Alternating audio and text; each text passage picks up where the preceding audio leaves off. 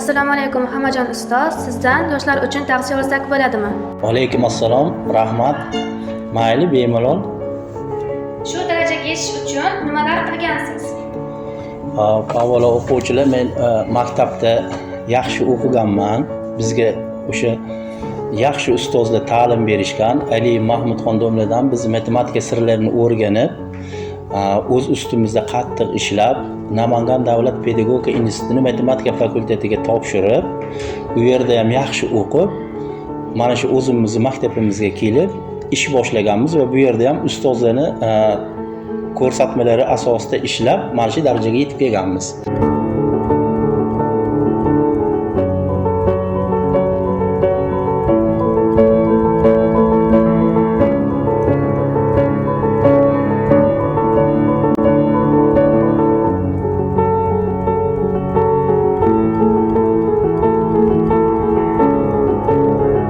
Bularning hammasini tagida mehnat yotadi. Qiyinchiliklar bo'lganmi ustoz? Albatta hayotda har qanaqa qiyinchiliklar bo'ladi, ish sohasida ham qiyinchiliklar ro'y beradi. Bu qiyinchiliklarni faqat yengishi yo'li bitta, mehnat va sabr toqat orqali yengamiz.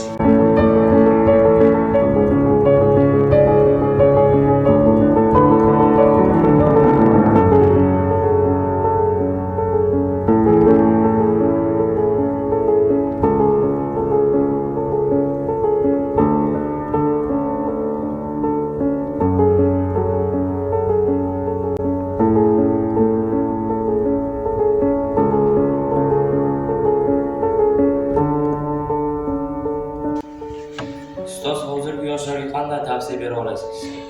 Hop, endi o'quvchilar, hozirgi yoshlarimizga tavsiya berishimiz faqat bilim olish kerak. Bilimsiz hozirgi mana zamonamizni o'zi sho'riga aylanib qoldi. Hozirgi kunda bilimsiz kishi qiynaladi. Zamon o'qiganniki bo'lib qoldi. Shuning uchun biz dangasalik qilmasdan har bir fannini ajratmasdan har bir fanni mukammal o'rganishga harakat qilishimiz kerak. Matematika fani o'qituvchisi Muhammadjon ustoz haqida fikringiz? Juda ham mehribon, zehnli, aqliy, yordamlarni ayamaydigan, mehnatsevar inson. Hop, siz uchun ham sinf rahbar, ham matematika o'qituvchisi hisoblanadigan Muhammadjon ustoz haqida fikringiz?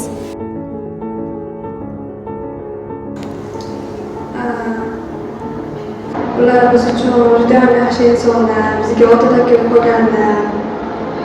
Nima qilsak faqat biz uchun yaxshilik qiladilar.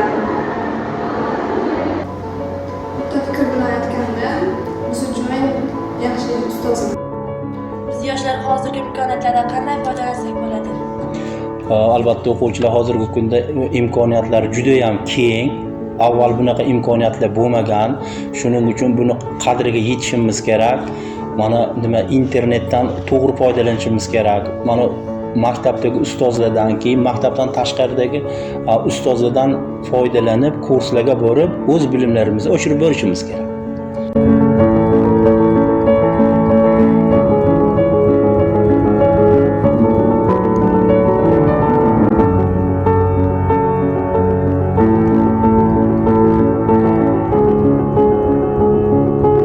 Hozirgi yoshlarga zamon talablari qanday?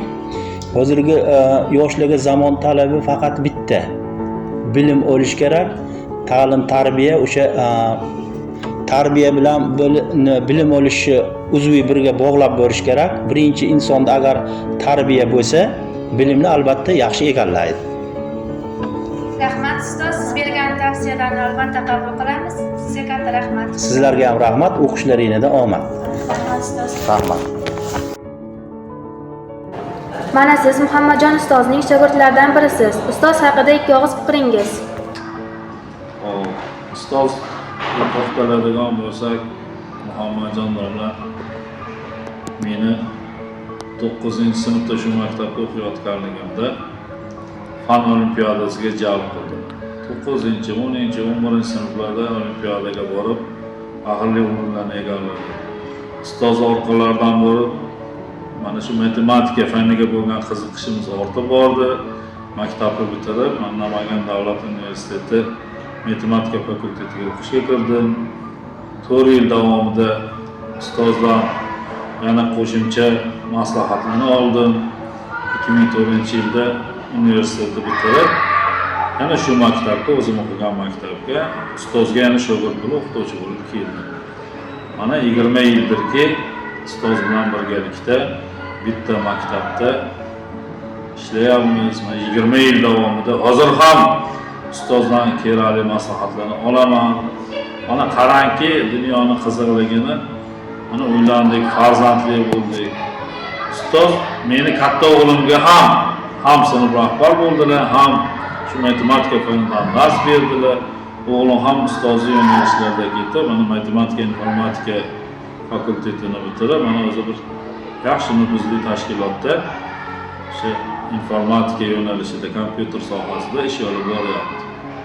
Men doim ustozga havas qilganman, ustozning yo'llaridan yurishga harakat qilganman. Ustozimga ming bor rahmat aytaman, umrlari uzoq bo'lsin. Doim mana bizga o'xshagan shogirdlarni tayyorlab, el-yurtga xizmat qiladigan yaxshi hissa qo'shadigan bo'lib ketdi, tayyorlab beramiz. Ustoz, rahmat sizga.